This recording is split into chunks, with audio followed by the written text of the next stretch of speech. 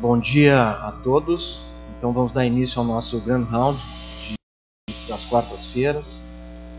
E hoje nós temos duas pessoas muito queridas e conhecidas nossa de alguns anos já, de muitos anos, e foram convidadas a participar, nos trazer a sua experiência nesta área de saúde nas cidades, que é um assunto muito interessante. Nós teremos então o professor Aloysio Asciutti, que tem um currículo extensíssimo, e eu vou citar algumas coisas para os senhores que são importantíssimas. Ele é cardiologista de origem, professor nosso aqui da Faculdade de Medicina da Universidade Federal do Rio Grande do Sul, aposentado, membro do Grupo de Extensão da Saúde Urbana, Ambiente e Desigualdades da Universidade Federal do Rio Grande do Sul.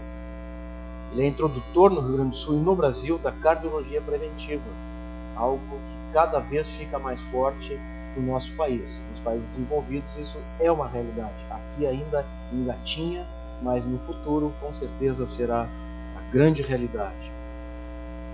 Na década de 70, ele já trabalha com isso desde a década de 70, tentando introduzir a cardiologia preventiva.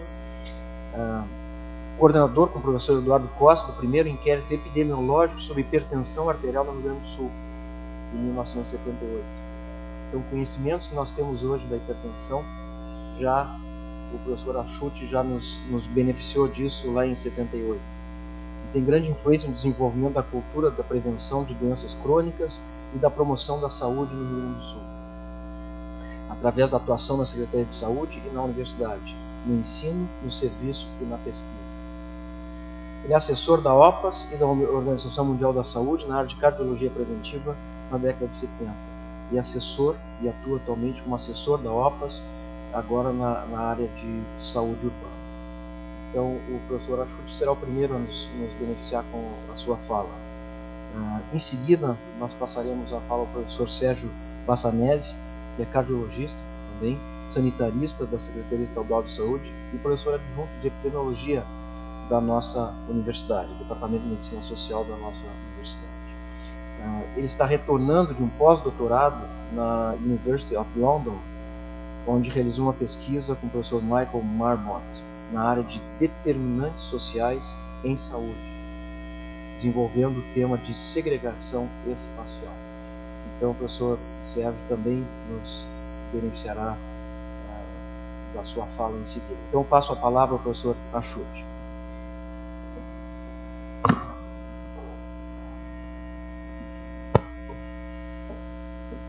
Bom dia a todos.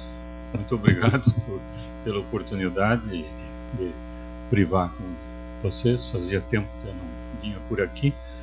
Vejo alguns velhos amigos, conhecidos e uma porção de gente jovem que me entusiasma, me anima a gente estar presente nesse momento. Esse título é relacionado com o Dia Mundial da Saúde e o nosso grupo de trabalho que se intitula assim Saúde Urbana, Meio Ambiente e Desigualdade. A proposta seria de falar sobre se podem ser mais saudáveis. Se você faz a pergunta, é porque não são saudáveis, e agora a receita eu não sei qual é, e nós vamos todos ter que entrar, ver como eu vou tentar levantar alguns questionamentos que podem ajudar a nós darmos atenção ao menos a esse aspecto. Hoje à tarde vai ter um painel no qual o Dr. Bassanese vai estar presente, vai também apresentar lá na reitoria, com a presença do reitor, o diretor da faculdade, e também com alguns aspectos. São 2 médicos e 2 engenheiros, exatamente para poder ter uma ideia um pouco de aspectos relacionados com a saúde urbana. Para esse dia, a Organização Mundial de Saúde providenciou vários posters. Aqui tem, por exemplo, um sobre promovendo o planejamento urbano para comportamentos saudáveis e seguros. Nós estamos vendo, porque aqui aparece africanos, gente da Índia, mas na realidade nós temos nesse desastre agora do Rio de Janeiro, por exemplo, obviamente, por falta de planejamento urbano e impossibilidade das pessoas terem um comportamento saudável e seguro. Melhorar as condições de vida da população.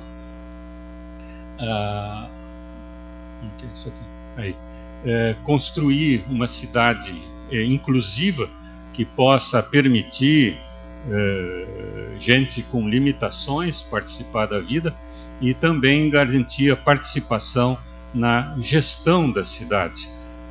E comprometendo todo mundo é a única maneira, eu acho, o único caminho, quem sabe, uma das receitas que poderia se dar para a pergunta que foi feita inicialmente. Obviamente, nós vamos falar aqui em aspectos que fogem um pouco do paradigma tradicional da clínica. Eu sou clínico, a minha esposa é clínica, a doutora Valdereza está aqui também, mas na realidade tem uma dimensão bem maior que a gente tem que considerar. Aqui uma molécula de DNA, o sistema circulatório, a clínica, representando aqui a tentativa de ver o homem integral, a epidemiologia, vendo um conjunto de pessoas, mas na realidade aqui não mostra a relação entre essas pessoas, e hoje a ideia é ter uma visão bem maior ecológica, em que a ecologia não é só a natureza em si, a relação, mas o ambiente psicológico, inclusive, no qual as pessoas vivem e que as faz não serem violentas ou querendo terminar com a vida. Este é um esquema clássico e por aqui nós, na clínica, geralmente lidamos idade, sexo e fatores constitucionais. Está se progredindo um pouco para fatores de risco, nas condições sociais, das redes sociais, e uma série de aspectos que pode se dividir. Assistência médica e serviços é um fragmento disso, mas há todo um aspecto que envolve, que está relacionado com cultura, com ambiente socioeconômico e condições ambientais. Uma publicação recente, agora dos últimos dias, ao menos que eu colhi a informação,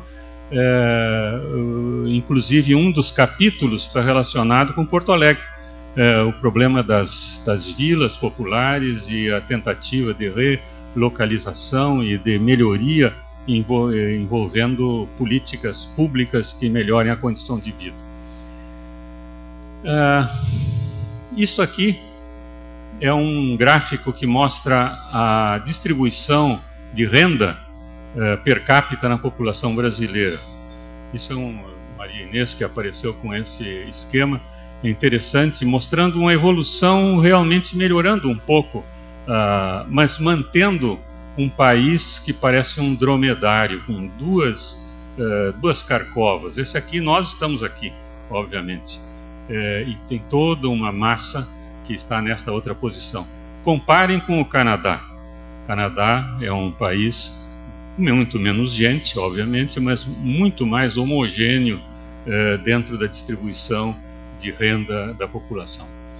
Esses mapas vocês podem conseguir na internet também. Esse aqui é um mapa territorial que todo mundo conhece, mas quando a gente transforma, põe como base a população, muda. A Índia incha, a China também, nós encolhemos um pouco. Quando nós pomos riqueza, então também tem outros que vão inchar muito, o Japão, os Estados Unidos, a Inglaterra, o país da Europa, a África quase que desaparece. Gastos militares, vejam que correlaciona mais ou menos com a riqueza. Quer dizer, para garantir a posição conquistada, geralmente a gente se arma e tenta manter essa posição através de violência e de guerras. Não é? Infelizmente, os dois extremos, na África, onde tem zonas menos desenvolvidas, a violência também prolifera entre os indivíduos. Esse gráfico vocês podem pegar dinâmico ele na internet, Gapminder. Aqui está a expectativa de vida e aqui a renda per capita. Vários países, o Brasil está aqui no meio, e desde 1800 mostrando uma evolução. Eu vou passar rapidamente. No princípio, Brasil, está aqui o Brasil correndo, praticamente não muda muito, enquanto alguns países já estão se distanciando, melhorando renda e melhorando qualidade de vida. E posteriormente nós começamos aí na década de 40 a melhorar a expectativa de vida e também a renda, e assim vamos crescendo, nos emparelhando com os outros até o ano 2000, 2007 é o último ano que temos. Então, mostrando a correlação importante entre renda e, apesar das distorções existentes, e isso o poeta já disse, não é? Custa o rico entrar no céu, o nosso poeta afirma o povo e não erra, porém muito mais difícil é um pobre ficar na terra, não é? Isto é algo que eu não preciso insistir. O Michael Marmot, aliás, não, esse é um documento do Banco Mundial, dizendo que pobreza é mais do que falta de dinheiro, entrevistando mais de 60 mil pessoas em 47 países, sobre o que significaria o alívio da pobreza, que é a pergunta que foi feita para ser saudável. Não fala em saúde aqui, fala em oportunidades, habilitação, ser capaz de fazer empoderamento, segurança e dignidade. Também do Michael Marmot, mostrando que não é um problema só de pobreza. Eles, observando os funcionários públicos da Inglaterra durante 25 anos, mostrou que a morte precoce ou as doenças são muito mais incidentes nas posições hierárquicas inferiores com relação aos que estão por cima na hierarquia funcional, em todas as idades. Isto é algo que nos deve fazer pensar seriamente. E ele então diz que autonomia, autoestima e saúde são interligadas. Essas desigualdades serão acompanhadas por desigualdades de respeito.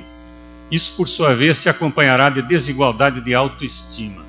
E existem mecanismos hoje mostrando que esses baixos níveis de autonomia e baixa autoestima estão relacionados com pior saúde, inclusive com mecanismos dentro do paradigma biomédico bem explicados que podem justificar o porquê que essas coisas acontecem. Em 78, lá está o Bassanês. Essa aqui não é a Maria Inês, não, é uma outra Maria, que é diretora da Escola de Saúde Pública do Manguinhos. Esse aqui é o Eduardo Costa. Mostrou-se que, redistribuindo a população do Rio Grande do Sul por inserção no sistema de produção, mostra que aqueles que têm uma posição, um nível melhor, não só têm menos hipertensão, mas também os níveis médios de pressão arterial são mais favoráveis do que os demais trabalhadores, em todos os níveis da escala social. Há uma série de conceitos que eu inicialmente estava pensando em explorar, mas na realidade não vou encher vocês com isso aí. Eu acho que cada um terá que se interessar pelo assunto e isso pode ser progredido. O que eu proponho, e quero para finalizar, é um paradigma que seria baseado no seguinte: saúde está ou é preservação do equilíbrio interno e externo, inclusive nas relações com o meio ambiente. E que é preciso tolerância e capacidade de adaptação. Isso é para todo ser vivo. E que há uma determinação socioambiental para que isto ocorra.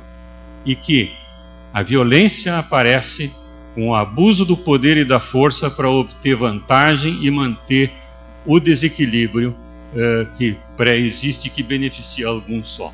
Então seria mais ou menos assim: havendo tolerância, há uma adaptação progressiva das pessoas umas com as outras e com o meio ambiente.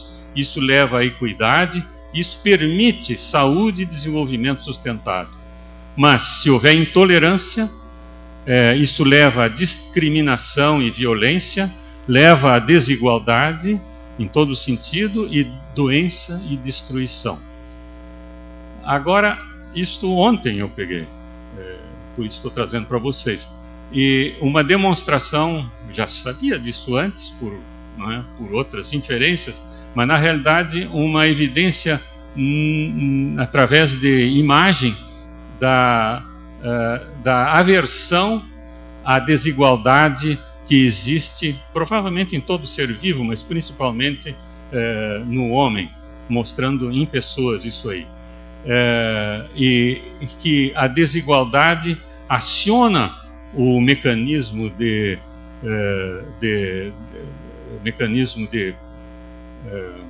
gratificação, agora está me faltando a palavra, e que é o mesmo da drogadição. E uma série de elementos que não vamos nos deter aqui, mas por imagem se mostra que a mesma coisa acontece com a drogadição. Então, estes mecanismos que estão tão frequentes hoje, que nós dizemos crack nunca mais, etc., que está tão frequente, está ligado a esses aspectos que estão da autoestima. E então, eu acho que dentro do tempo que me cabe, eu agradeço a atenção de vocês, e a minha intenção era mais fazer vocês pensarem neste referencial, e se quiserem bibliografia ou continuar com a conversa, podem mandar uma mensagem para o meu endereço e a gente continua isso aí. Muito obrigado pela atenção. Plenitude das desigualdades sociais e econômicas que existem na cidade de Porto Alegre. Plenitude das desigualdades sociais e econômicas que existem na cidade de Porto Alegre. Na sequência, mais alguns dados e estatísticas sobre as desigualdades em saúde. E vamos concluir cruzando essas informações, tentando plenitude das desigualdades sociais e econômicas que existem na cidade de Porto Alegre. Na sequência, mais alguns dados e estatísticas sobre as desigualdades em saúde. E vamos concluir cruzando essas informações, tentando plenitude das desigualdades sociais e econômicas que existem na cidade de Porto Alegre. Na sequência, mais alguns dados e estatísticas sobre as desigualdades em saúde.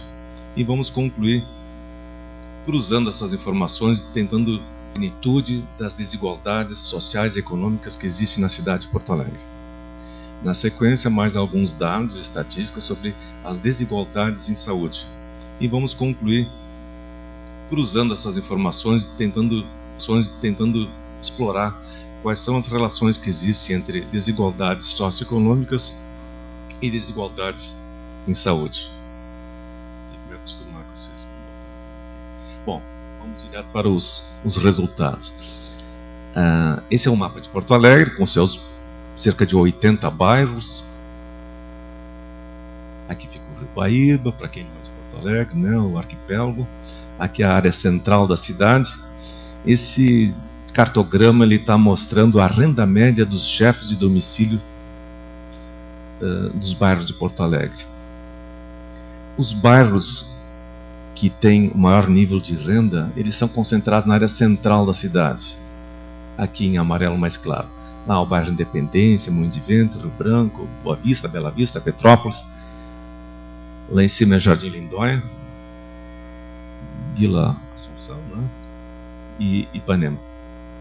E em marrom estão os bairros com mais baixo nível de renda, que são lá a Vila Farrapos, Arquipélago, Mário Quintana, o poeta, bairro Mário Quintana, Bom Jesus, Lobo do Pinheiro, Restinga, exatamente os lugares que o professor mostrou antes, onde estão acontecendo os assentamentos. Essa imagem ela sugere ligeiramente que existe uma distribuição concêntrica do nível de renda dos bairros de Porto Alegre.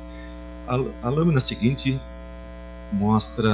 dá uma ideia do nível educacional dos chefes de família. Em amarelo são os bairros onde os chefes de família têm mais do que 11 anos de estudo em média, e em marrom aqueles onde os chefes de família têm até 7 anos de estudo. É um padrão de distribuição espacial bastante semelhante ao mostrado na lâmina anterior, né? Mas vamos em frente. Para encurtar a história, praticamente em todos os indicadores de saúde sociais, aliás, sociais e econômicos que a gente dispõe da cidade de Porto Alegre, ela segue um padrão de distribuição espacial comum, um padrão que se repete. Como é o caso aqui do caso da violência, ilustrada aqui pela taxa de mortalidade por causas externas, os bairros mais seguros de Porto Alegre são os centrais da cidade. E os mais perigosos, onde estão as maiores vítimas da violência, exatamente são os bairros mais pobres, né? É até um pouco contrário do senso comum. A violência realmente é maior na medida em que os bairros são mais periféricos aqui na cidade. Esse padrão se repete lá na densidade intradomiciliar, que é o número de pessoas por domicílio. Tem menos pessoas por domicílio na área central e bastante mais na área periférica. Também na área periférica é maior a taxa de fecundidade e menor a taxa de envelhecimento. Os bairros mais periféricos são bairros mais jovens. A taxa de envelhecimento aqui é representada pelo número de idosos para cada 100 jovens. E vamos em frente. Usando uma série de técnicas estatísticas e com base nos indicadores socioeconômicos que eu mostrei há pouquinho, a cidade pode ser dividida em 4 estratos socioeconômicos. O extrato 1, que estão em amarelo, concentra os bairros com os melhores indicadores, e ocorrendo então um gradiente, de modo que no extrato 4, em marrom, concentram-se os bairros com os piores indicadores. Bom, nós denominamos esses 4 estratos em extrato alto, médio baixo e baixo. Cada um deles tem cerca de 20 bairros e uma população aproximada de 300 mil habitantes. Nós podemos observar de que o número médio de anos de estudo dos chefes de família no extrato alto é de 12,5 anos, e que esse número é apenas 6,2 no extrato mais baixo. Há um gradiente, né, que vem lá para cá. A renda, a proporção de pessoas com mais de 10 salários mínimos morando no extrato 1, no extrato alto, é cerca de 10 vezes maior do que no extrato baixo. Em todas essas variáveis aqui, que são todas elas funcionam como indicadores socioeconômicos, existe um gradiente que vai, onde os melhores indicadores sempre se concentram aqui no extrato mais alto e vão piorando até chegar nos piores indicadores no extrato 4, que é no extrato mais baixo. Aqui ainda mais alguma coisa sobre indicadores socioeconômicos. Recentemente tem sido até começado a aparecer na literatura muitos novos indicadores para mensurar a segregação urbana. Foi um assunto que surgiu nos Estados Unidos, onde estavam muito interessados em mensurar a segregação urbana do ponto de vista racial lá. O quanto brancos e negros viviam separados ou integrados, né? Aí os indicadores foram evoluindo, né, e se transformando em indicadores que permitem a comparação de mais de 2 grupos, indicadores locais e levando em consideração os aspectos espaciais também. Então surgiram novos indicadores, e eu estou mostrando aqui um desses novos indicadores, que é o índice de isolamento espacial, de 5 grupos de renda diferentes. Lá em cima, nesse primeiro gráfico aqui, estão os índices de isolamento espacial da população, das famílias que têm renda superior a 20 salários mínimos, nos mais de 2.000 setores censitários nos quais o IBGE dividiu a cidade de Porto Alegre. Em vermelho lá são os setores censitários onde que concentra, onde que apresenta o maior índice de isolamento desse tipo de população. E esses setores censitários se concentram em torno da região central da cidade. O segundo gráfico mostra o índice de isolamento da população que ganha de 10 a 20 salários mínimos. Eles parecem que se concentram mais ou menos ao redor de onde era lá a região onde se isolavam as pessoas de maior renda. Aqui já é quem ganha de 5 a 10 salários mínimos, de novo se distribuindo de forma como se fosse uma camada um pouco mais afastada em relação à área central, onde estavam os com renda maior. E aqui a distribuição dos setores censitários de acordo com o índice de isolamento da população que ganha de 2 a 5 salários mínimos por mês e menos de 2, também aparentando que se distribuem por camadas não concêntricas. Como é que é o contrário de concêntrico? Centrípetas. Bom, enfim, em camadas, né? Esse padrão de camadas concêntricas dos indicadores de isolamento, do ponto de vista estatístico, é muito significativo, sugerindo que em Porto Alegre existe um alto grau de segregação espacial socioeconômica. Bom, depois de mostrar então agora que Porto Alegre é espacialmente desigual e segregada do ponto de vista socioeconômico, vamos ver como se distribuem os indicadores de saúde. Aqui está a distribuição da mortalidade precoce por doenças cardiovasculares, ajustado por idade e sexo. Observem o padrão espacial, que é bastante semelhante ao padrão observado nos mapas das variáveis socioeconômicas. A mortalidade cardiovascular é mais baixa nos bairros centrais, em amarelo, e mais alta nos bairros mais afastados. Esse outro gráfico aqui, onde cada bolinha dessas representa um dos bairros da cidade, ordenados de acordo com uma variável econômica, o valor estimado de mortalidade cardiovascular precoce no sentido de que é na faixa dos 45 ou 65 anos de idade, é cerca de 3,3 vezes maior do que o valor estimado para um bairro colocado na melhor posição. Esse índice aqui é chamado de índice relativo de desigualdade. A mortalidade precoce por doenças cardiovasculares é 3,3 vezes maior nos bairros piores em relação aos bairros melhores. Aqui já é um outro indicador, que é a mortalidade geral, coeficiente de mortalidade total, que de novo repete o padrão. A menor taxa de mortalidade ajustada por idade e sexo é de novo lá na área central da cidade. O índice relativo de desigualdade é 1,8, quer dizer, é quase 2 vezes menor a mortalidade geral no bairro estimado como tendo a melhor situação em relação ao pior bairro. Aqui mais um indicador de saúde. No caso aqui não é um indicador de mortalidade, é um indicador de morbidade de uma doença infecciosa, a tuberculose pulmonar bacilífera. De novo o mesmo padrão.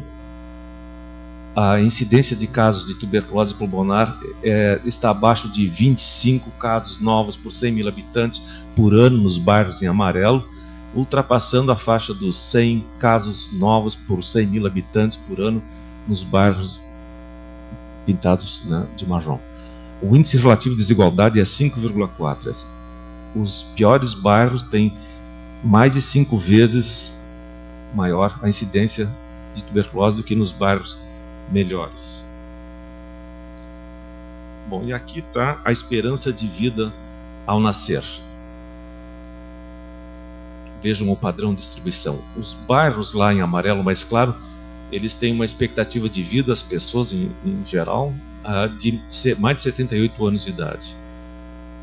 E nos bairros em marrom, a expectativa de vida não chega a 68 anos de idade.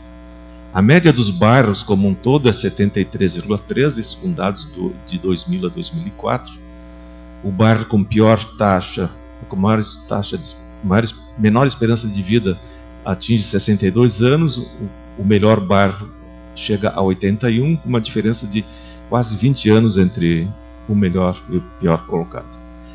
Esse padrão se reproduz nos homens, nas mulheres, sendo que as mulheres têm o privilégio de se aposentar antes. Não, que maldade a minha, né? E tem uma sobrevida de pelo menos em torno de 9 anos em relação aos homens. E vamos avançando então, agora vamos tentar ver que relação existe entre os dois conjuntos de indicadores, né? Vamos começar colocando lado a lado aqui os estratos socioeconômicos e lá a mortalidade cardiovascular precoce. Para ter uma impressão visual, é bastante evidente que os mapas são semelhantes, né? Do ponto de vista visual, a gente já tem essa impressão. O que nós vamos fazer na sequência é mostrar algumas estatísticas que checam, que conferem essa possível associação. Aqui. A mortalidade por doenças cardiovasculares precoces no extrato 1, nos bairros melhores, ela estava naqueles anos na faixa de 148 óbitos por 100 mil habitantes nessa faixa dos 45 aos 64, até 65 anos de idade. E essa taxa vai aumentando até chegar a cerca de 391 óbitos por ano por 100 mil habitantes nessa faixa de idade. O que resulta, dividido um pelo outro, num risco relativo de 2,6, quer dizer, o risco de morrer precocemente por doenças cardiovasculares no extrato 4 é 2,6 vezes maior do que o risco de morrer no extrato 1. E calculando aqui o tal de fração de risco atribuível para a população como um todo, chegamos aqui a esse número de 44,7. Isso significa, pode ser interpretado da seguinte maneira: se toda a população da cidade pudesse ter tido a oportunidade hipotética, né, de ter as mesmas oportunidades de vida que a população que vive no extrato 1, a mortalidade da cidade como um todo se reduziria em 44,7%. Quer dizer, esse é o custo das desigualdades sociais em Porto Alegre. Vamos ver. O tempo está correndo. Bom, aqui eu estou mostrando rapidamente que a mortalidade por causa de doenças cardiovasculares aumenta na medida em que aumenta a mortalidade por causas externas. Aumenta também em cada bairro na medida que nesses bairros também aumenta o coeficiente de mortalidade infantil. Se reduz na medida em que aumenta o nível educacional dos chefes de família. Reduz na medida em que aumenta a renda do chefe da família. E volta a aumentar na medida em que aumenta o número de moradores por domicílio naqueles bairros. Isso aqui é um plano de regressão, né? Dentre as variáveis socioeconômicas que nós podemos analisar, aquelas que mais fortemente se associaram ao desfecho, mortalidade precoce por doenças cardiovasculares, foram a renda e as causas externas. Juntas, elas explicam, do ponto de vista estatístico, cerca de 61% da variabilidade da mortalidade cardiovascular entre os bairros de Porto Alegre. Assim, na medida em que reduz a renda e aumenta a mortalidade por causas externas, também aumenta a mortalidade por doenças cardiovasculares. Nos mesmos bairros onde que maior é a mortalidade por causas externas, também são os bairros onde que as pessoas mais morrem precocemente por doenças cardiovasculares. Bom, falamos das cardiovasculares, retomamos agora a questão da esperança de vida ao nascer. Lado a lado os mapas para mostrar o quanto que são similares os dois padrões de distribuição. Aqui, a expectativa de vida, ou a esperança de vida ao nascer das pessoas que moram nos bairros do extrato 1 é de 78,3 e diminuindo consistentemente até chegar a 68,6, aqui uma diferença de 10 anos, na população que mora nos estratos mais baixos. Todas essas estatísticas que eu tenho mostrado até agora, todas elas são muito significativas do ponto de vista estatístico também. Na medida em que aumenta o padrão de educacional, também aumenta a esperança de vida. Na medida que aumenta a renda, aumenta a esperança de vida. Na medida que aumenta a densidade intradomiciliar, diminui a esperança de vida. Aqui de novo, as variáveis que mais se associaram à esperança de vida ao nascer foram a densidade intradomiciliar e de novo a renda. Quanto menos gente mora em cada casa e quanto maior a renda do domicílio, em média em cada bairro, também maior vai ser a expectativa de vida ao nascer. Juntas essas duas variáveis, elas explicam, do ponto de vista estatístico, cerca de 70% da variabilidade das diferenças que existem entre os bairros quanto à expectativa de vida ao nascer. E finalmente, nessa minha lista de gráficos para tentar mostrar a relação que existe entre variáveis socioeconômicas e indicadores de saúde, está aqui uma matriz de diagramas de dispersão onde aqui nessa coluna aqui são os nossos desfechos, né? Coeficiente de mortalidade por cardiovascular, mortalidade geral, causas externas por tuberculose, aqui incidência de tuberculose, e aqui em cima os índices de isolamento de cada uma dessas 6 faixas de renda. Nessa primeira coluna aqui estão os índices de isolamento das pessoas em cada bairro que tem uma renda, que não tem renda praticamente zero, do chefe da família, né? Então, na medida em que aumenta o grau de isolamento das pessoas com renda zero, também aumenta a mortalidade cardiovascular, aumenta a mortalidade total, aumenta a mortalidade... Quer dizer, todas essas retas de regressão são ascendentes. Na medida que a gente vai vendo as outras faixas de renda, essa ascensão ela vai ficando mais aplainada, até que a curva começa a ficar descendente. Quando chegamos aqui nos índices de isolamento da população, das famílias que têm renda superior a 20 salários mínimos, fica francamente descendente, né? Mostrando que na medida em que aumenta o isolamento das populações de mais renda, diminui a mortalidade cardiovascular, diminui a mortalidade geral, diminui a mortalidade por causa externa, diminui a incidência de tuberculose. Esses dados estão aí sugerindo que a segregação urbana aparenta ser muito boa para a população de maior renda e fazer muito mal para a população de menos renda. Estamos chegando na parte mais final. Vamos concluindo que Porto Alegre é uma cidade social e espacialmente estratificada, isso com os dados mostraram, que as desigualdades socioeconômicas estão fortemente associadas às desigualdades em saúde, e aqui já vai um juízo de valor. Acreditamos que todas as desigualdades em saúde são iníquas, que não existe critério de justiça que possa nos fazer sentir confortável ou aceitar como inevitáveis ou naturais essas diferenças. Acreditamos também que as desigualdades em saúde são determinadas, são causadas por uma longa história de desigualdades sociais e econômicas. Há muitas evidências de que sociedades mais igualitárias também são aquelas que obtêm os melhores indicadores de saúde, e que igualdade é uma matéria que diz respeito à justiça distributiva, isto é, na forma como a riqueza produzida pela população de um país se distribui por essa mesma população.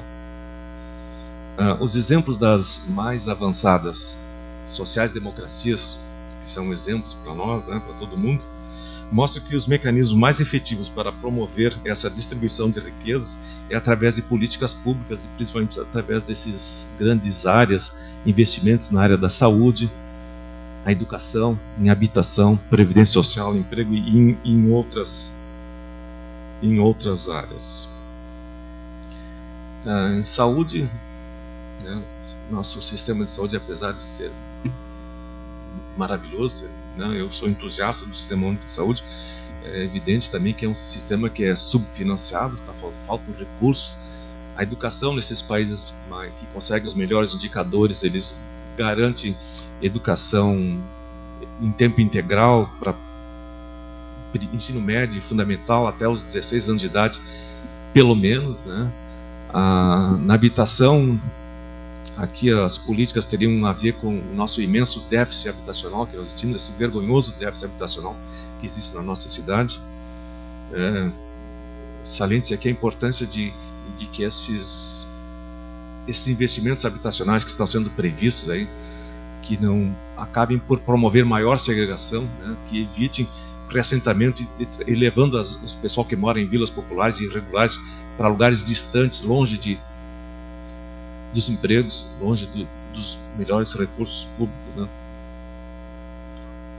Não vamos falar, pulamos a parte da previdência social, emprego. Tem essa última lâmina aqui que para mim eu adotei no meu conceituário. Eu gosto muito dessa ideia, que isso aqui é extraído de uma publicação de uma instituição que reúne as 30 maiores democracias sociais, democratas do Ocidente, as mais ricas. E se refere ao coeficiente de Gini. Gini é uma medida que se faz em que se mede o grau de concentração da riqueza de um país. Quanto maior o indicador, mais a riqueza está concentrada em poucas mãos, né? Nesse gráfico nós podemos ver, examinando os quadrinhos azuis, que o Brasil aqui, junto com a Colômbia e lá a Polônia, são os que têm os maiores coeficientes de Gini, em torno de 55 aqui. Mas todos esses outros países aqui, que são esses países ricos que fazem parte dessa entidade internacional, eles não são muito melhores. As taxas, o coeficiente de Gini está em torno de 50 aqui para a maioria desses países aqui. Isso antes da ação do Estado, antes que o Estado, através de políticas fiscais e políticas sociais, produza uma redistribuição da riqueza.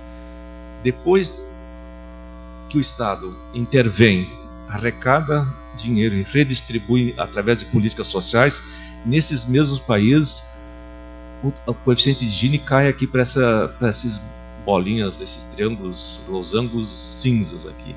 Quer dizer, eles vêm da faixa dos 50 para uma faixa de 25, 30. Quer dizer, um nível assim já bastante aceitável de pouca concentração de renda. Aqui no Brasil, né, infelizmente nós temos uma concentração alta, e depois de todas as políticas sociais que existem, né, isso aqui de que não é 2008, praticamente o impacto pode ser considerado bastante pequeno. Quer dizer, eu estou fazendo isso aqui porque eu pessoalmente, né, então já estou fazendo aqui minha profissão de fé, né, acredito que as imensas desigualdades em saúde que se observam em Porto Alegre, elas não são inevitáveis. Outros países conseguiram e nós também podemos reverter essa situação. E um caminho possível é esse, é o fortalecimento de políticas públicas eficientes. Fez o meu discurso. Encerro aqui então, de novo, ali o professor Achu tinha mostrado a cara de cidadão, mostro de novo, só que a minha foto é colorida. O professor Michael Marmot, que ele foi o chefe, o coordenador da Comissão dos Determinantes Sociais em Saúde da Organização Mundial da Saúde, que no seu relatório final termina com uma frase de efeito, que é essa aí, que a injustiça social está matando pessoas em larga escala. Bom, é isso aí, pessoal. Obrigado.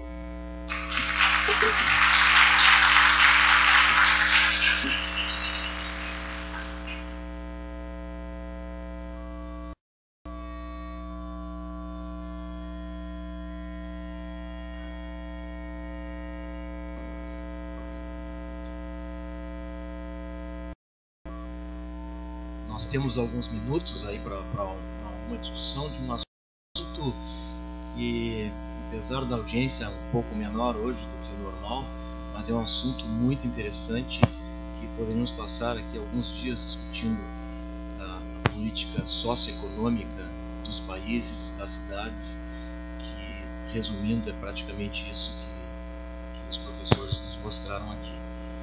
Antes da pergunta do professor, eu quero fazer um comentário.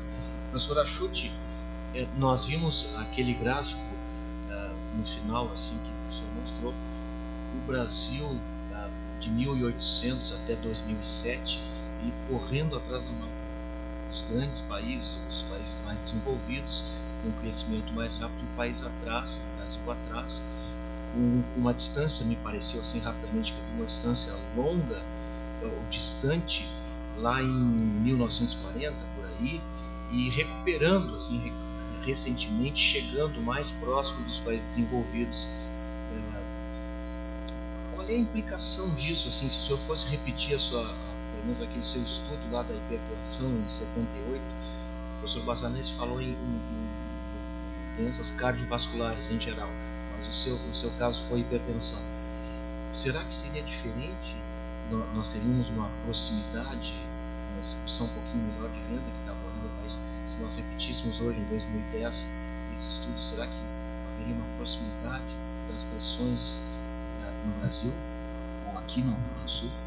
Bom, o estudo em Porto Alegre foi repetido. O Fuchs fez e mostrou que praticamente não mudou nada, o que aproxima desse último gráfico que o Bassanese mostrou. Quer dizer, a nossa posição ruim ela, embora tudo que está acontecendo, ela fica ainda praticamente fixada na distribuição desigual. É preciso, provavelmente, uma política pública e uma decisão daqueles que detêm o poder no sentido de reverter a situação, senão, pelos pobres, o que eles podem fazer é nos agredir. É a violência, é o crack, não é? Isso aí. Eu só queria dizer que a doutora Maria Inês viaja amanhã para a reunião dessa comissão de saúde que dirige o Mármore. Quem sabe ela nos traz depois alguma coisa. Uma solução. Nos comentários do professor Bassanese, eu fiquei um pouquinho preocupado, que eu vi alguns gráficos ali mostrando que a densidade fala contrário à saúde. Eu tenho 4 filhos e aí fiquei muito preocupado que a densidade na minha residência é bastante grande. Moro em zona, pelos gráficos ali, em zona boa. A minha renda não é ruim, mas eu tenho esse fator de risco aí que é importante. Mas fora a brincadeira, nós podemos ver assim que os gráficos são muito semelhantes e algo assim talvez conhecido há muitos anos, né? E observar mais uma vez que nós não mudamos muito lá de 1970 para 2010 assusta um pouco. Como é que nós podemos discutir um pouquinho assim dessas mudanças? O governo federal social, baseado no social, com ênfase no social, com vontade social, dizendo que houve distribuição de renda mais adequada, que parece que sim, não sei, mas os números parecem que nos dizem que isso. Será que nós podemos esperar uma mudança nesse cenário a médio prazo? Bom, eu sou otimista, né? Eu acho que aqui no Brasil já se faz muitas coisas, né? Se a gente for ver uma lista de todas as transferências que já se faz, né? Tarifa de ônibus social, a taxa social de água, IPTU diferenciado, a Previdência Social operando maravilhas no nosso meio, né? Milhões de pessoas sendo beneficiadas, né? Bairros pobres inteiros, ou cidades no Brasil que viviam às custas da Previdência Social praticamente, né? Mas, e inclusive com algumas evidências de melhorias discretas, modestas, né? Tem a ver com toda a situação econômica do Brasil, que parece estar entrando numa fase melhor agora, né? De pré-sal, ver se vem o dinheiro aí. Mas eu acho que de qualquer maneira, se juntar tudo que já se faz, que já é bastante, a impressão que eu tenho é que ainda é muito pouco, né? Acho que precisamos mais. Eu acho que quem constrói isso somos nós, os cidadãos, né? Tem eleições aí, eu acredito muito em eleições representativas, acredito muito em democracia participativa também. Eu acho que se não houver interesse e mobilização das pessoas que são atingidas, né? Se organizando politicamente, né? Essas coisas não vão vir de graça, assim, sabe? Acho que tem que ter um jogo de pressão, assim.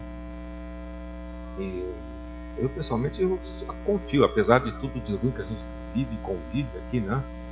Eu estou acreditando que o mundo hoje está melhor do que estava quando eu vim para Porto Alegre, e eu espero muito que meus filhos tenham um mundo melhor ainda.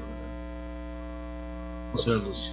Por favor, em primeiro lugar, foi um imenso prazer ouvir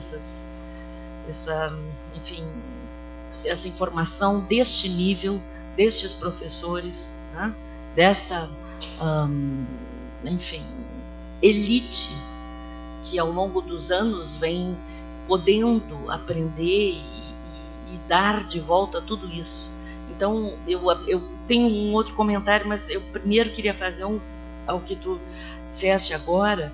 Eu acho que o papel da Universidade Federal é exatamente dar de volta estas informações com esta tecnologia epidemiológica, se assim pudermos dizer, e procurar forçar e dar argumentos para a mudança de políticas públicas. Eu acho que a gente deve, isso é uma visão pessoal minha, eu acho que, uma vez detentores deste conhecimento, a gente precisa fazer isso que os senhores estão fazendo, que é dialogar, publicar, mostrar, falar, né, para dar a arma necessária até para que as classes menos favorecidas possam utilizar esses instrumentos. Então, isso eu acho fantástico, acho que esse é o papel, parabenizo os senhores. Eu gostaria de aproveitar o ensejo de ter duas autoridades e fazer uma pergunta técnica que, por questões de estudos meus, eu sempre fiquei um pouquinho na dúvida. Eu vi que todos os estudos são feitos com relação à renda, né? Houve um tempo no IBGE que se fazia não só em relação à renda, mas em relação à capacidade do indivíduo de consumir. Algum comentário sobre isso? Assim, quer dizer, qual o melhor indicador? Pelo que eu vejo, o indicador internacional é renda, né? Eu poderia... A renda que a gente utiliza na verdade, a gente utiliza como um substitutivo para aquilo que a gente quer, que é uma medida de uma outra coisa, que é a riqueza, né? Porque não é só a renda, e ali a gente sabe que a informação tem vieses, né? Mas na verdade é a única informação disponível. A gente gostaria de ter não só a quantidade de riqueza, que não é só a renda, né? Mas como também alguma coisa que me disse as oportunidades que as pessoas têm de ter acesso a esses recursos e a capacidade que as pessoas têm também de usufruir dos recursos, porque às vezes não adianta tu ter um recurso vestibular público, mas aí as pessoas não têm a capacidade de tirar proveito dessas vantagens. Então, a renda tem apenas como um proxy, como um indicador desse conjunto maior que é a riqueza, não só física, né, como uma riqueza de relações de capital social, capital humano, que são o que realmente importaria. Os resultados mostram realmente que existe uma correlação muito importante. Mesmo, né? Mesmo só considerando a renda. Mesmo que a renda declarada as pessoas tenha todos uma série de viés, mesmo assim ela se presta para o nosso objetivo. O comentário foi perguntado, e em termos de perspectiva, eu acho que é interessante aqueles gráficos que mostram a ascensão do Brasil e dos outros países. Nós estamos hoje provavelmente numa posição que os melhores estavam em 1940, quer dizer, e a mesma coisa acontece aqui em Porto Alegre. Se nós formos olhar a expectativa de vida, o Bassanese demonstrou, nos bairros de pior situação socioeconômica, são semelhantes ao da cidade de Porto Alegre, em média, em 1940. Quer dizer, são 50 anos atrás que essa gente não está só espacialmente segregada, mas está temporalmente segregada. Eles têm que ganhar 50 anos. E isto provavelmente é alguma coisa muito importante que nós não somos capazes de sentir. Mas o que é isso com relação à autoestima dessa gente? Se sentindo atrasada, sem perspectiva, que tem que ganhar 50 anos, que quase é uma geração deles, não é? Então, isto é a média de, se eu não me engano, de Alagoas, da expectativa de vida. Quer dizer, nós temos bairros em Porto Alegre de Alagoas, e que Alagoas tem hoje, não é? Então a situação também não resolve só Porto Alegre, mas é por aí. Professor Tomé. Obrigado. Congratulo aí com os professores Achuti e Bassanese, fiquei encantado com a apresentação. Tenho dois comentários sobre esse último gráfico que o Bassanese colocou, achei interessante e se presta assim, a inúmeras interpretações políticas, né? Mas eu achei que os economistas dizem que a gente tem uma alta carga tributária aqui no país e o nível de impacto que essa carga tributária tem sobre o benefício, né, no índice Gini ali, ficou extremamente descompassado. Então, a conclusão que eu cheguei é que o nosso Estado é ineficiente em aportar os recursos onde há impacto, né, para a população. Não sei, só queria ver o teu comentário sobre isso.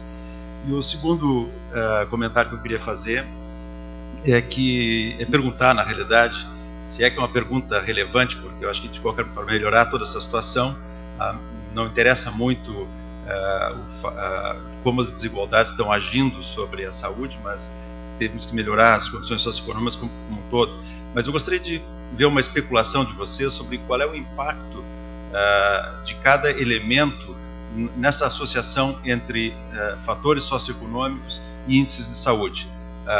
Os fatores socioeconômicos têm essa associação por algum fator etiopatogênico, um fator mecanístico que leva, como o doutor Achuti deixa nas entrelinhas, quer dizer, algum fator que faz com que as pessoas com menor nível socioeconômico no estrato inferior teria algum fator de risco específico pela sua condição, levando a maior potencialidade de doença, ou simplesmente é uma questão de acesso à modernidade, acesso aos serviços de saúde, acesso à escola. As pessoas estão segregadas e, portanto, afastadas, sem o mesmo acesso principalmente às condições de terapêuticas, né? Só esse comentário. Eu falei, tem recentemente, eu acho que até tem a referência aqui, está com a doutora Valdereza, um artigo mostrando os mecanismos biológicos que explicam vamos dizer assim, a fragilidade provocada pelos aspectos psicossociais. Né? Então, traduzindo, fazendo uma ponte entre o que nós conhecemos de biologia e psicossocial, né? Hormônios e uma série de outros aspectos que são o nosso dia a dia, né? E que nós não pensamos nisso normalmente. Eu posso te dar referência depois. Na questão do impacto, né, da política fiscal brasileira, essa questão de que se é de mais ou de menos a carga tributária é uma questão que acho que a gente teria que examinar com mais detalhe, talvez trazer alguém aqui que mostrasse todas as facetas, porque muitas vezes tem posições que são ideológicas, neoliberais, são o pessoal que faz militância, né, dizendo que é demais, né? Em outros momentos a gente vê que pessoas defendem que é de menos, né? Então eu acho que isso precisaria ser examinado com mais detalhe, né? Por que o impacto no Brasil é menor do que nos outros lugares? Bom, um motivo bastante elementar é que a renda aqui, o conjunto da nossa renda é menor do que nos outros países, né? Então, mesmo que a carga tributária seja adequada ou alta ou baixa, né, o impacto vai ser menor porque o investimento per capita acaba sendo menor também pelo padrão de renda do país. Mas certamente tem também um componente de eficiência dos mecanismos de Estado, né? Eu acho que a orientação dos investimentos, né, tem a ver com esse impacto, né? Acho que tem a qualidade de serviço público.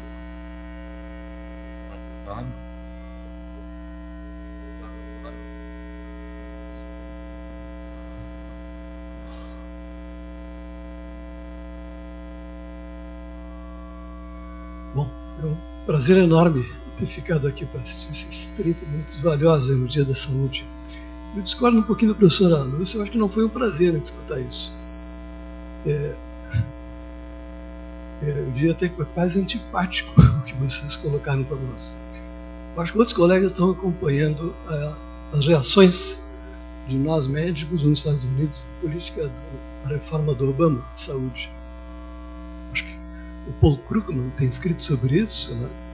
E eu fico envergonhado das reações nossas de médicos a quaisquer propostas, né, pró-inclusão, pró-diminuir as desigualdades.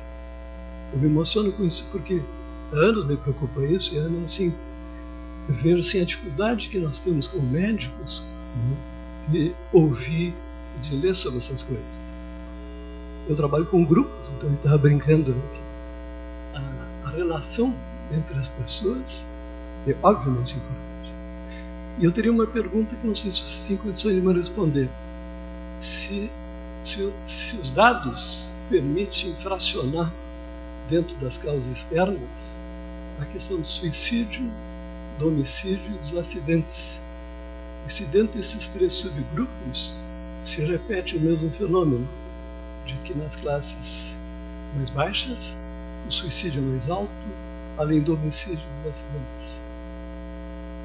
que há anos que eu venho comparando suicídio e infarto. Então, teria curiosidade nisso. Esse padrão se repete nessas 3 causas de óbito que o senhor citou há pouco.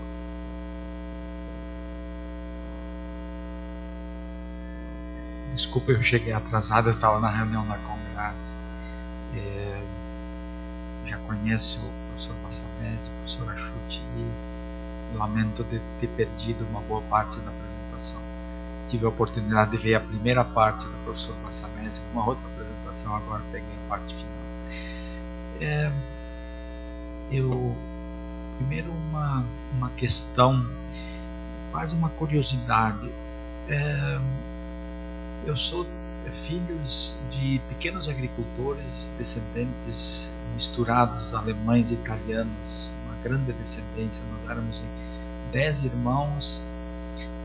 Eu tenho a minha família, os tios todos também filhos, famílias extremamente numerosas. Eu acho que entre parte materna e paterna, talvez a gente componha ali uma coisa em torno de 150 pessoas. E a mortalidade infantil nessa família é extremamente baixa. E assim é a minha impressão na colônia alemã e italiana. Esse modelo ele meio que se repete. E ali há uma agregação importante. Ela não é propriamente uma agregação espacial no sentido como é urbano, mas em termos de família, sim. Eu conheci famílias no local onde eu trabalho, onde moram 10, 12 pessoas numa casa muito pequena, provavelmente 1/10 do tamanho que era a casa dos meus pais. Como é que fica essa relação? Os outros fatores relacionados à questão da agregação espacial. Um outro comentário, que também é uma questão, o welfare state europeu, ele entrou em crise também no período do chamado Consenso de Washington. Tem um artigo do Jürgen Habermas, fala a nova intransparência, onde ele mostra que os estados europeus entraram também num processo de contenção de gastos com políticas públicas. Eu gostaria de perguntar para o Massanese se ele percebeu se há novamente uma modificação no padrão de investimento público nos estados europeus em busca, vamos dizer assim, aquilo que antes se considerava como sendo os estados de bem-estar social, que em grande medida eram modelos para serem seguidos por muitos outros países, principalmente por setores da sociedade que militavam em favor de sociedades menos injustas. Obrigado, doutor. Eu queria comentar sobre a questão que te referiste à tua família, né? O que me ocorre é que quando a gente vai buscar exemplos, acho que a gente não precisaria ir para a Suécia, para a Noruega. A gente precisa ir para Veranópolis, para Nova Prata, para Garibaldi, para Nova Petrópolis. Essas cidades que eu estou citando, elas são cidades onde a economia é altamente igualitária, baseada em minifúndio, pequeno comércio, pequena indústria. Nesses lugares as diferenças sociais são mínimas e os indicadores são os melhores possíveis. Então a ideia que eu faço é de que quando existe esse padrão de igualdade, vem a solidariedade junto. Vem os laços familiares, o capital social, o capital humano, e tudo rende, né, num ambiente desse. Então, que bom que tu pudesse vir de um ambiente desse, e espero que se mantenha lá onde tu estava, ou sei lá, né, a tua família.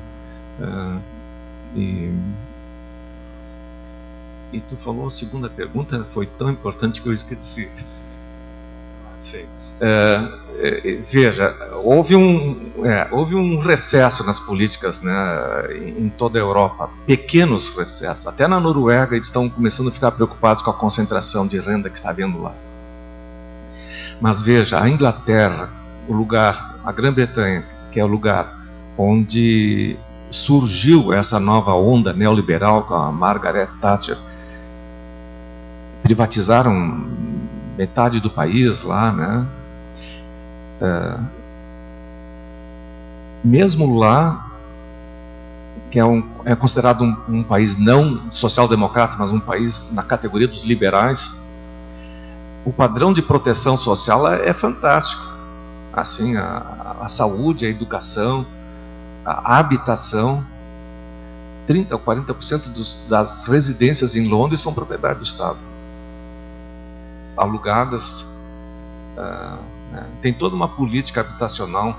Então, com toda a redução que houve, e que Inglaterra não foi só com a crise, mas desde Margaret Thatcher há 20 tantos anos, mais de 20 anos, os estados de bem-estar social sobreviveram, e sobrevivem e muito bem, apesar de ameaças.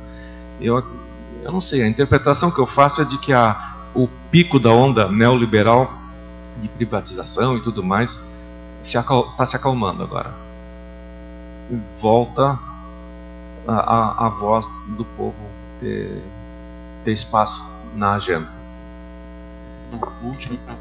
Bom, se não mandar terminar, não vai terminar. Porque eu tenho várias. Eu estava procurando não comentar sobre isso, porque eu não estou com todo o estudo completo. Mas o professor Asciutti e várias pessoas já conhecem os estudos de anemia, de deficiência de micronutrientes, deficiências nutricionais. E aí, só para ti, Tomé, venha cá.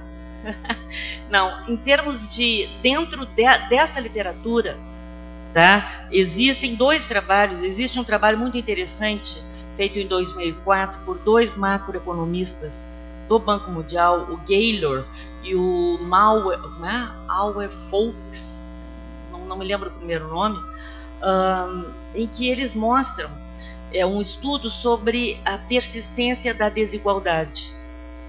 E eles acabam concluindo, como macroeconomistas, que essa persistência se deve a alguns fatores, aliás, a vários fatores sociais, mas do ponto de vista biológico, o fator de risco biológico é a desnutrição específica de alguns micronutrientes. Mais tarde, agora em 2007 e 2008, saíram 3 papers no Lancet, falando sobre as questões do desenvolvimento humano, né?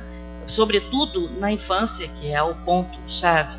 E, de novo, eles mostram num quadro muito interessante que a questão psicossocial, a questão da pobreza, a questão, enfim, política que nós estamos conversando, a estas questões também se une o fator biológico, primeiro, que vai efetivamente trazer consequências no desenvolvimento humano e na expectativa de vida também. Eu acho e que, de novo, nós estamos aí nos micronutrientes. Quer dizer, eu não vou dizer exatamente qual é aquele que eu penso mais, porque tem, em termos do mundo, são 3. É a vitamina A, é o iodo e é o ferro. Então, são coisas que têm muito a ver com a persistência da desigualdade. Aquele que não consegue um desenvolvimento psicomotor adequado, ele jamais alcançará, mesmo que a renda for distribuída. É a conclusão dos macroeconomistas do Banco Mundial. Então, eu acho que tem um fator teórico. Está citado, acho que eu mereço direito à tréplica.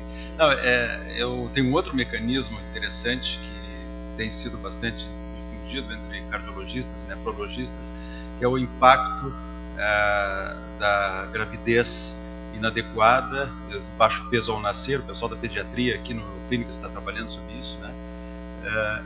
Sobre a doença cardiovascular futura, doença renal crônica, hipertensão, quer dizer, esse mau desenvolvimento, né, nas fases perinatais aí é um fator de risco importante para a mortalidade cardiovascular.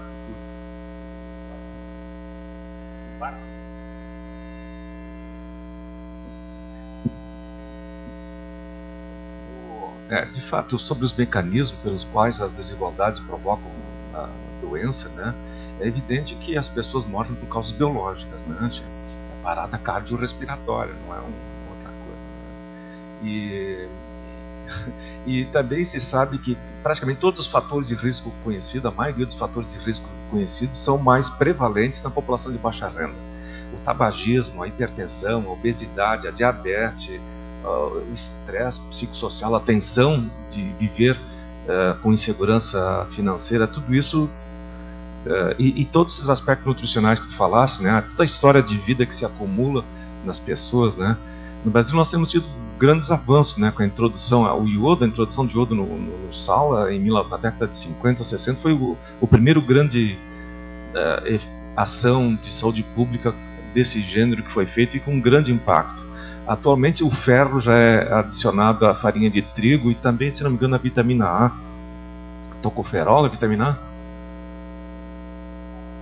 A, para prevenção de espinha bífida e uma série de outras, ácido fólico. Então, eu acredito que então são mecanismos biológicos, acúmulo de fatores de risco, muitos conhecidos, alguns desconhecidos ainda, acredito eu, e toda essa questão nutricional que entra numa questão de história de vida. Nós vamos encerrar nosso Grand Round de hoje. Tivemos uma audiência pequena, mas muito qualificada.